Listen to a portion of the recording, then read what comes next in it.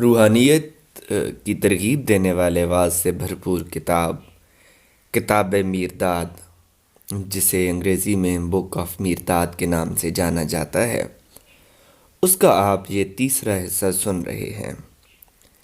ابھی تک کہانی شروع نہیں ہوئی، بلکہ ابھی تک کہانی کی کہانی آپ سن رہے ہیں۔ یہ جو تیسرا باب ہے، یہ بھی کہانی کی کہانی میں شامل ہے۔ کتاب میرداد جو میخائیل نعیمی کی تصنیف ہے اور اس کا جو ترجمہ آپ کے سامنے پیش کیا جا رہا ہے، وہ محبوب تابش جو ملتان مسلم کالج سے تعلق رکھتے ہیں، ان کا آپ تک پیش کیا جا رہا ہے۔ اگر ابھی تک آپ نے چینل سبسکرائب نہیں کیا اور آپ یہ آڈیو سنتے ہوئے آپ کو لگ رہا ہے کہ یہ اچھا کام ہے، تو اس اچھے کام کی سند کے طور پر آپ چینل سبسکرائب کر لیجئے تاکہ ہم مزید ویڈیوز آپ کے سامنے پیش کر سکیں، کیونکہ 37 ابواب ہیں اور ابھی تک اس کا پہلا باب بھی شروع نہیں کیا گیا، اور اگر داد نہ ملے تو فنکار کا فنکار مر جاتا ہے۔ ہم نے گزشتہ جو دوسرا حصہ تھا اس میں جینے کے لیے مرو یا مرنے کے لیے جیو، یہاں پہ اختتام کیا تھا۔ پہاڑ کی چوٹی پر اپنی چھڑی، اپنا لباس، اپنے پاس موجود 7 روٹیاں، یعنی جو سامان خور و نوش تھا، وہ لٹا کر اجنبی بے سدھ پڑا ہے۔ اسے کوئی معلوم نہیں ہے کہ وہ کہاں ہے۔ ٹھٹھرا دینے والی سردی ہے، اندھیرا ہے، زیادہ راہ بھی نہیں ہے، لباس بھی نہیں ہے، بلندی پہ اوپر جانے کے لیے چھڑی بھی نہیں ہے۔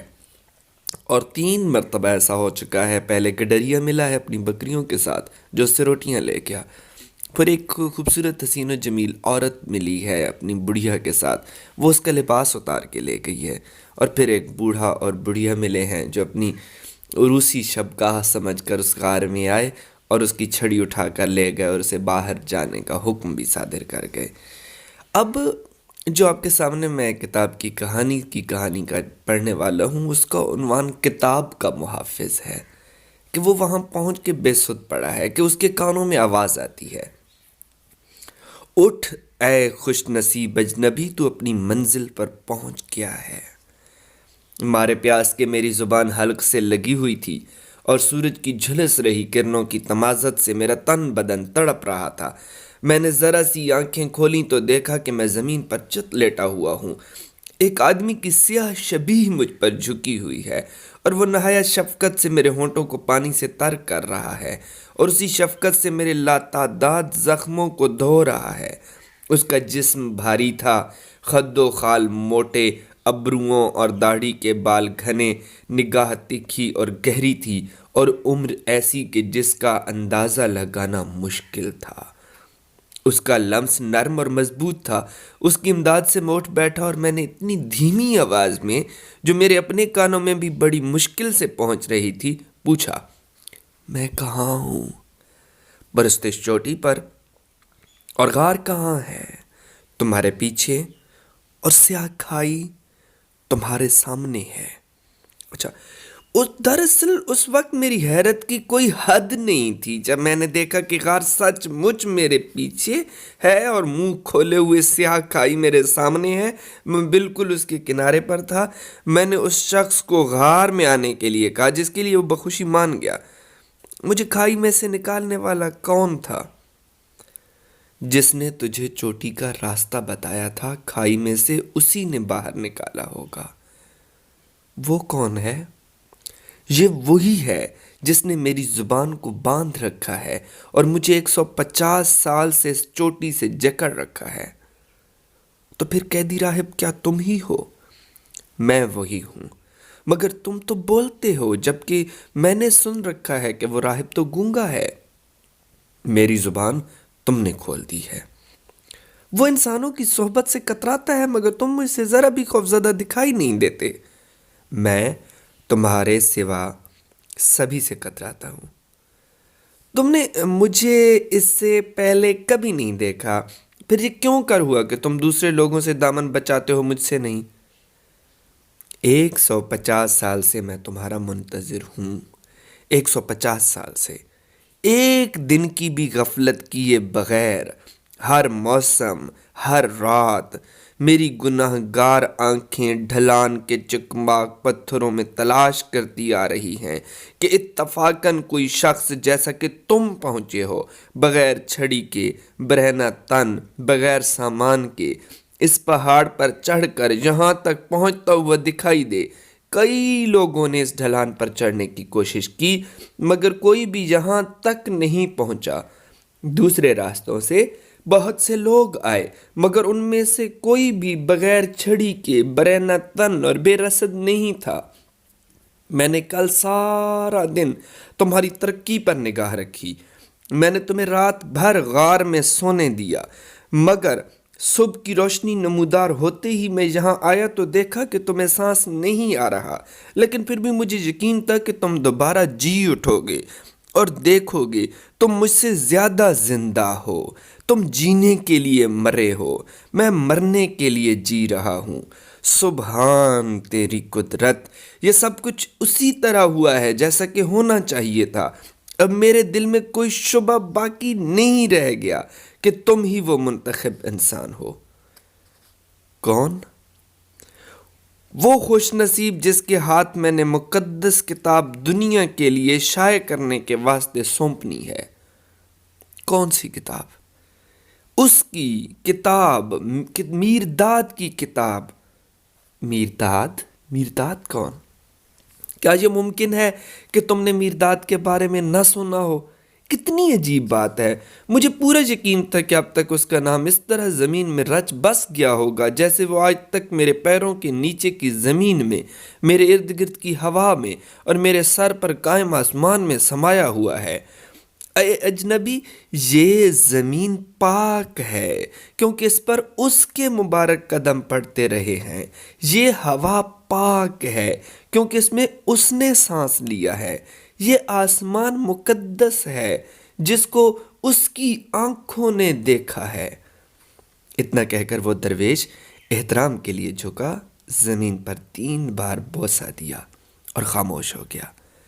کچھ وقفے کے بعد میں نے کہا، جس شخص کو تم میرداد کہتے ہو، تم نے اس سے متعلق اور زیادہ جاننے کے میرے شوق کو بڑھا دیا ہے۔ تم توجہ دو تو میں وہ سب کچھ بتا دوں گا جس کی بابت بتانے سے مجھے منع نہیں کیا گیا۔ میرا نام شمادم ہے، میں نوح کی کشتی کا سردار تھا۔ جب 9 ساتھیوں میں سے ایک انتقال کر گیا اور اس کی روح ابھی یہاں سے روانہ ہوئی تھی کہ مجھے بتایا گیا کہ دروازے پر کوئی اجنبی مجھے بلا رہا ہے۔ میں نے فوراً جان لیا کہ خدا نے اس کو فوت ہوئے ساتھی کی جگہ لینے کے لیے بھیجا ہے۔ مجھے خوشی ہونی چاہیے تھی کہ خدا ابھی بھی کشتی کی حفاظت کر رہا ہے جیسا کہ ہمارے باپ سام کے وقت سے کرتا آیا ہے۔ بات ابھی یہاں تک ہی پہنچی تھی جب کہ میں نے اس کو بیچ میں سے یہ پوچھنے کے لیے ٹوک دیا کہ جو کچھ مجھے نچلے لوگوں نے بتایا کیا وہ سچ ہے، یعنی کشتی حضرت نوح کے بڑے بیٹے نے ہی بنائی تھی؟ اس نے فوراً جواب دیا اور زور دے کر کہا، ہاں یہ بات اسی طرح ہے جیسا کہ تمہیں بتایا گیا تھا۔ پھر اس نے اپنی ادھوری بات کو جاری رکھتے ہوئے کہا، ہاں مجھے خوش ہونا چاہیے تھا لیکن ایسی وجوہات کے باعث جو میری سمجھ سے قطعی باہر تھیں، مجھے اپنے سینے میں اٹھ رہی بغاوت کا احساس ہوا۔ میں نے اجنبی کو ابھی دیکھا بھی نہیں تھا کہ میرا سارا وجود اس سے جنگ کرنے پر آمادہ ہو گیا اور میں نے اس کو ناقبول کرنے کا فیصلہ کر لیا۔ خواہ مجھے پورا احساس تھا کہ اس کو تسلیم نہ کرنا ان روایات کی خلاف ورزی ہوگی جن پر ہمیشہ عمل کیا جاتا رہا ہے، اور ایسا کرنا اس خدا کی روگردانی ہے جس نے اس کو بھیجا ہے۔ جب میں نے دروازہ کھول کر اس کو دیکھا، وہ محض ایک نوجوان تھا جس کی عمر 25 سال سے زیادہ نہ ہوگی۔ میرے دل میں خنجر اگ آئے جو میں اس کے وجود میں گھونپ دینا چاہتا تھا۔ برہنہ تن، بظاہر فاقوں سے مارا ہوا اور بچاؤ کے سبھی وسیلوں سے، یہاں تک کہ ایک چھڑی سے بھی محروم، غرض یہ کہ وہ بالکل بے سہارا دکھائی دیتا تھا، تاہم اس کے چہرے پر ایک خاص نور تھا جس کی زرہ بختر پہنے وہ کسی فوجی سردار سے زیادہ محفوظ نظر آیا، جس کو ضرر نہیں پہنچایا جا سکتا تھا، تکلیف نہیں پہنچائی جا سکتی تھی۔ وہ اپنی عمر کے لحاظ سے کہیں زیادہ بزرگ لگتا تھا۔ میرا اندرونی وجود اس کے خلاف چیخ اٹھا۔ میری رگوں میں بہہ رہے خون کا ایک ایک قطرہ چاہتا تھا کہ اس کو نیست و نابود کر دوں۔ مجھ سے اس کی وجہ نہ پوچھو، شاید اس کی چیرتی ہوئی نگاہ نے میری روح سے نقاب کھینچ کر اس کو ننگا کر دیا تھا، اور کسی دوسرے کے آگے بے نقاب ہوئی اپنی روح دیکھ کر مجھے ڈر لگنے لگا تھا۔ شاید اس کی پاکیزگی نے میرے گندگی کو بے نقاب کر دیا تھا، اور مجھے ان پردوں کے کھو جانے کا دکھ ہوا جس کو میں نہ جانے کتنی مدت سے اپنی کثافت، اپنی غلاظت کو چھپانے کے لیے بنتا چلا آیا تھا۔ کثافت کو اپنے حجابات ہمیشہ ہی پسندیدہ رہے ہیں۔ جہاں بھی گندگی ہوتی ہے اس سے یہ پسند ہوتا ہے کہ اس کے اوپر پردہ رہے۔ شاید اس کے اور میرے ستاروں کی آپس میں کوئی پرانی دشمنی تھی، کون جانتا ہے، کون جانتا ہے، صرف وہی بتا سکتا ہے۔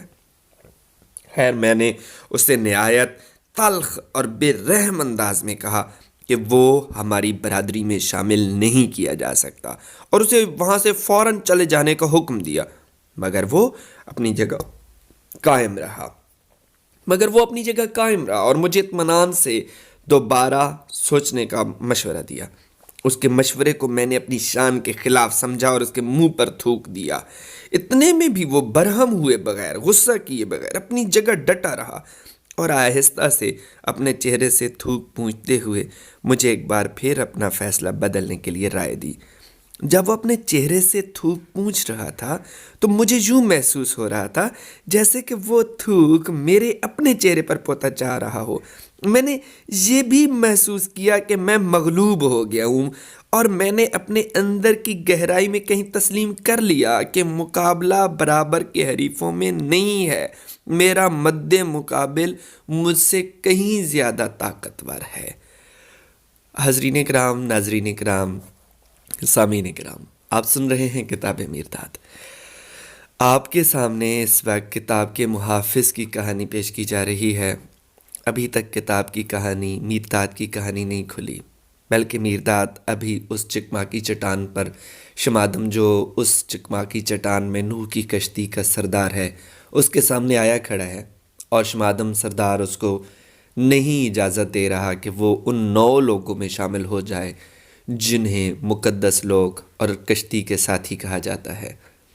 یہ ابھی تک طے نہیں ہوا کہ کیا سردار نے میرداد کو اپنے 9 لوگوں میں شامل کر لیا تھا یا نہیں کیا تھا، وہ زندہ رہا بعد میں یا اسے مار دیا گیا، اس کے ساتھ کیا ہوا۔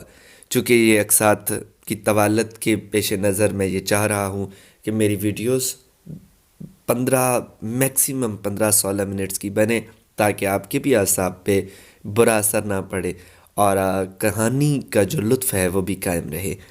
جہاں سے آگے ابھی کہانی جاری ہے، لیکن میں آپ سے اس لیے اجازت لے رہا ہوں کہ آپ تھوڑی سی دیر کے لیے ریلیکس ہو جائیں، اور آپ کی آراء میرے لیے بہت قیمتی ہیں۔ محبوب تابع صاحب کے ترجمہ میں جہاں کوئی مشکل لفظ آیا، میں نے اپنے طور پر کوشش کی کہ اس کو تھوڑا سا وضاحت کے ساتھ یا آسانی کے ساتھ سہل کر کے آپ کے سامنے پیش کروں۔ آپ کی آراء کا منتظر رہوں گا، اور کوئی کتاب اگر آپ چاہتے ہیں کہ پڑھی جائے تو وہ میرے ساتھ ضرور آپ بتائیے گا، تاکہ وہ بھی میں اپنی کسی دوست کے تھرو یا اپنے تھرو ریکارڈ کر کے آپ تک پیش کر سکوں۔ اللہ آپ کا حامی و ناصر ہو۔ آپ کا اپنا شاکر خان۔